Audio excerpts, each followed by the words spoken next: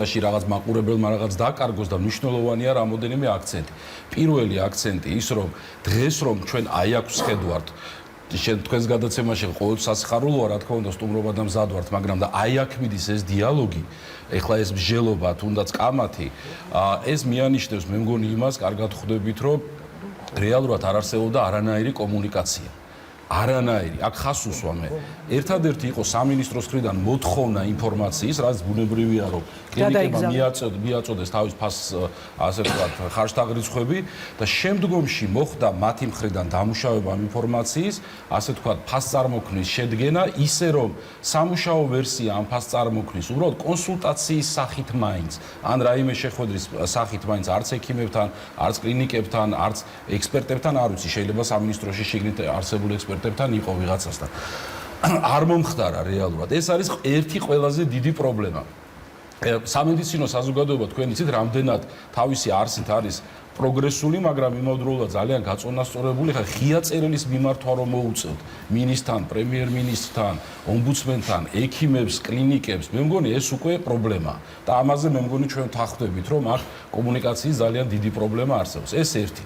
მეორე, ერთადერთი შეხვედრა, რომელზეც ახლა იქ იყო საუბარი, რომ წელში არის საუბარი, რომ ნებისმიერ ფორმატში მზადვართო კომუნიკაცია. ნებისმიერი ფორმატი არ არის, მაგალითად საპარლამენტო სივრცე ხო ხა სამინისტრო ვალდებულია რომ პარლამენტთან გაიაროს გავსი ტიპის საკითხები და ამას ვიტყვი რატო ანუ ჩვენ შევთავაზეთ მე პირადად ვიყავი ინიციატორი ბიზნეს ომბუდსმენის იყო ჩართული ამ საკითხში როდესაც წერილი გაიგზავნა მე სამინისტროს თანხმობაც იყო და შესაბამისად შეხვედრა შემდგარიყო პარლამენტში ერთადერთი შეხვედრა იყო მე მგონი სადაც აი თქვენი გადაცემა მეორე ფორმატია ალბათ სადაც შეხვდნენ ასე ვთქვათ აქ წარმოდგენილი ადამიანები ერთმანეთს და სადაც ჩვენ ყველანი ველოდით რომ მათ შორის მინისტრიც იქნებოდა აუცილებლად მოსული იმიტომ რომ ეხლა პროფესიული საზოგადოება სექტორი ითხოვდეს მინისტრთან შეხვედრას და მინისტრი არ ხვდებოდეს მათ ეხლა ეს მე მგონია ჩემთვის ცოტა არც თუ ისე სახარბიელო მდგომარეობაა თვითონ სამინისტროსათვის და მინისტრისათვის. ეს არ არის კარგი. 7 თვეა უკვე მინისტრათან ჩვენც არ გვინახავს ხო კომიტეტში ჩვენ არ გვინახავს მინისტრი მოსული მაშინ როდესაც მე ვთვლი რომ ის ვალდებულია მოვიდეს. ეხლა გადავარ ამ მეორე ნაწილზე. ერთი პირველი ეს მისკომუნიკაცია ვთქვით. მეორე ნაწილი. როდესაც ეხლა ხდება მსგავსი ასე ვთქვათ რეფორმის გატარება ჩვენ ახლა ინსტიტუციებზე ვსაუბრობთ, აქ არ ვსაუბრობთ, საბჭოთა კავშირი აღარ არის, ხო, ახლა სამინისტრო რო იყო, რასაც უნდა იტყო და მე ეტყოდა რომ ახლა ესე უნდა გააკეთო და ჩაუშვა. არსებობს ინსტიტუციები, არსებობს მთავრობა, არსებობს პარლამენტი. პარლამენტი არის პოლიტიკის განსაზღვრელი. რა თქმა უნდა, მთავრობას შეუძლია რომ ინიცირება გააკეთოს გარკვეული მიმართულების, მაგრამ პოლიტიკის განსაზღვრელი არის პარლამენტი. შესაბამისად, ჩვენ რამოდენიმე წლის წინ მე ვარ ახლა აქ ადამიანი, რომელსაც ორმაგი ფიცი მაქვს, მე მგონი ერთადერთი ვარ, ვისაც სამედიცინო ჰიპოკრატეს ფიციც მაქვს თავის დროზე დადებული ექიმი ვარ პირველი განათლებით და პარლამენტში, როდესაც ამირჩიეს, ასევე მოსახლეობის წინაშე მაქვს ფიცი დადებული. ამიტომ მე ვეცდები რომ კიდევ უფრო მწვავედ დავაყენო აქ რაღაც საკითხები, იმიტომ რომ შეიძლება პროფესიულ წრეს უფრო მეტად, ასე ვთქვათ, არ კონდეს ახლა ზოგადად ესეთი გამოცდილება, მოდი ესე ვთქვათ, წავით ისაუბროს ესეთ თემებზე. თემა იცით რა არის? ჩვენ რამოდენიმე წლის წინ ჯანდაცვის კომიტეტმა და მეც როგორც მისმა წევრმა ჩვენ სამინისტროსთან ერთად შევიმუშავეთ ჯანდაცვის სექტორის მთლიანად ასე ვთქვათ, რეფორმირების და განვითარების, ასე ვთქვათ, ხედვა. იქ არის გაწერილი ძალიან კონკრეტულად ყველაფერი. ეს არის დამტკიცებული დოკუმენტი, რომელიც სავალდებულო არის როგორც სამინისტროსათვის, ასე ვთქვათ, ყურადსაღებად, ასევე რა თქმა უნდა, პოლიტიკის და დარგისთვის. იქ ყველაფერი არის გაწერილი.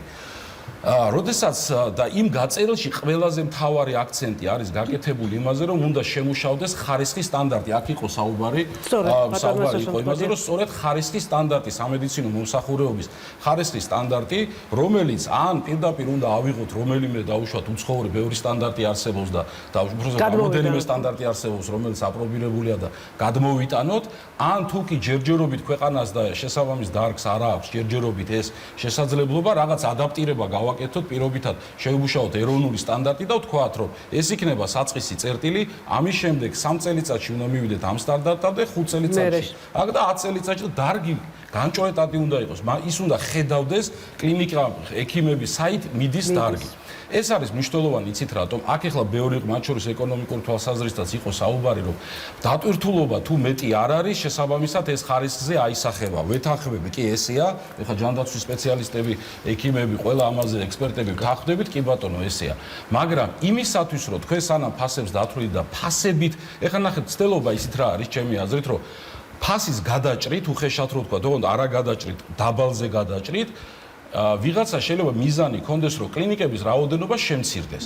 ოღონდ, იცით რა მოხდება? შემცირდება კარგი კლინიკების რაოდენობა. ან დარჩება მარტო ძალიან დიდი ქსელური კლინიკები, პირდაპირ თქვა, მაგალითად, EUX-ისნაირი, რომელსაც ხელი არ აქვს ამ წერილზე, საერთო წერილზე მოწერილი ხელი და მე არ მოვერიდები ახლა, რომ პირდაპირ დავასახელო ესეთი კლინიკები. ან დარჩება ძალიან ცუდი კლინიკები, ესე ჭყალებში დავარქვათ, მარტივად, რომელისთვისაც აი ეს ფასები, რომელიც თქვენ ნახეთ, დაბალი ფასები, შეიძლება მისაღები იყოს. და რეალურად კარგი კლინიკები, აი ეს ადამიანურ კაპიტალს რო ამბობს მთავრობა, ეს ადამიანები არიან, ადამიანური კაპიტალი, კარგი ექიმი ხო გვინდა, ხარისხიანი, კვალიფიცირებული მომსახურება. ეს ადამიანები, ეს სისტემა მე მგონია, რომ მიიღებს ძალიან დიდ ზიანს. ეხლა მეორე მნიშვნელოვანი მომენტი. თუ კი არსებობს ხარისხის სტანდარტი იარსებებს, ამ შემთხვევაში ფასით რეგულაცია, ასე ვთქვათ, ერთიანი ფასაფასო პოლიტიკა, ეს არ არის DRG სისტემა, ხანდახან არის ცდელობა, როგორ ხდება რეგულაცია. ირაკლი მისაუბრა, რომ აუცილებელია, რომ რეგულირება იყოს ვეთანხმები და ყველა ეთანხმება სამინისტროს. ოღონდ რეგულაცია რითი, რის ხარჯზე? ამისათვის ჩვენი გამოგონილი არ არის 1992 წლიდან დაიწყო, თუ სწორად მახსოვს ეს DRG სისტემა, ეს diagnosis related groups, ანუ დიაგნოზთან შეჭიდული, ასე ვთქვათ, ჯგუფები, როდესაც რაღაც კონკრეტულ ნოზოლოგია შესაბამისად მის, ასე ვთქვათ, მკურნალობას განსაზღვრული არის ტარიფი, ოღონდ იქ ასახული არის პირველ რიგში ხარისხი. როგორი ხარისხი უნდა იყოს მომსახურება და მერეა გამოყვანილი ფასი.